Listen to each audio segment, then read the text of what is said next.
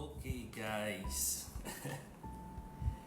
vlog number 7, July 5, 2025. So this time guys, sinubukan kong mag-record dito sa iPad ko.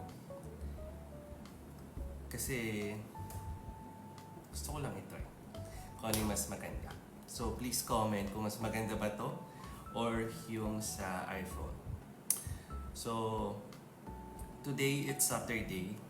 So walang trading pag Saturday and Sunday. So ngayon wala tayong trading. So after ng work ko, nag-practice lang ako tsaka journal. So today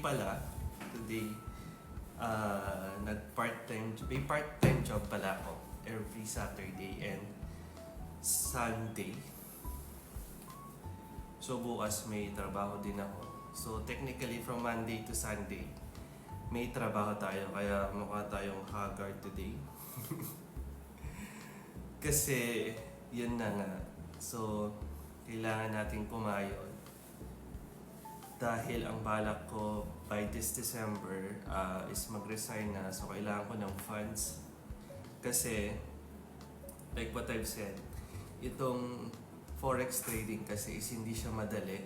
And balak kong maglaan ng 3 years to study it. Kaya yun. So, kailangan nating magkambaro. So, yung part-time job ko pala is nagtitinda. Hindi ako nagtitinda. Parang staff ako doon sa ano ba yun? Buy and sell ng pre-love luxury bags, jewelries, ganyan. Mga Rolex, mga Chanel, ganon, mga Hermes. So, doon ako nag-i-staff. So, kanina, nag-start ako ng 11. Tapos natapos ako ng 5. Tapos nagkape ako sa Dindeluca. Tapos pag uwi ko dito, kumain ako. Tapos, ayun na nga, nag-backtesting. So, yun yung araw ko, kaya medyo haggard ako ngayon kasi hindi pa ako naliligo after work. Gusto ko sana mag-exercise, kaso medyo inaantok na ako today. So, ang Japanese word natin for today is ao, means blue. Next is apato, which means apartment. And the third word is asa or morning. So, ao, apato, and asa. So, naisipan ko din guys na magpa-quiz para naman malaman ko kung talagang nakikinig kayo sa mga Japanese word. Sa Japanese words ko. At saka, ano na din sa inyo, practice. So, I'll try na maglagay or mag-iwan ng question bukas. Okay? So, ayun. So, sa small business natin today, kanina, nung nasa train ako, nakakita ako kung paano lutuin yung hotdog. So guys, nakompleto ko na. Meron akong luncheon meat, embutido, longganisa, tapos may hotdog.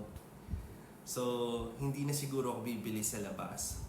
I'll try to make my own food na.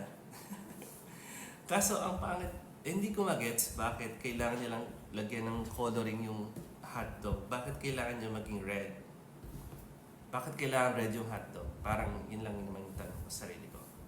Tapos, dun sa chicken business natin, wala pa din. Tapos sa vegetable, wala pa rin.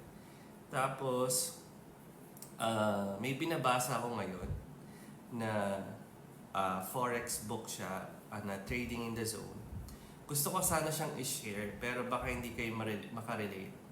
So, ang gusto kong basahin ngayon is yung Atomic Habits by James Clear. Wait, check ko. Ano ba yung... Yeah, Atomic Habits by James Clear. So, gusto ko siyang i-share pag Saturday, Sunday. Total, wala tayong trading. And I think it's a good book na marami tayong matututunan. Nabasa ko na siya kaso hindi ko siya natapos. So, this time habang binabasa ko siya, maglalagay ako ng pointers, kung ano yung mga takeaway ko, tapos i-share ko siya pag Saturday and Sunday. So, yun lang for today. Gusto ko nang maligo at mag-exercise muna, tapos maligo at makatulog na dahil bukas may church, tapos after church kailangan ko pang magtrabaho. Okay, see you guys. Thank you for watching. Bye-bye.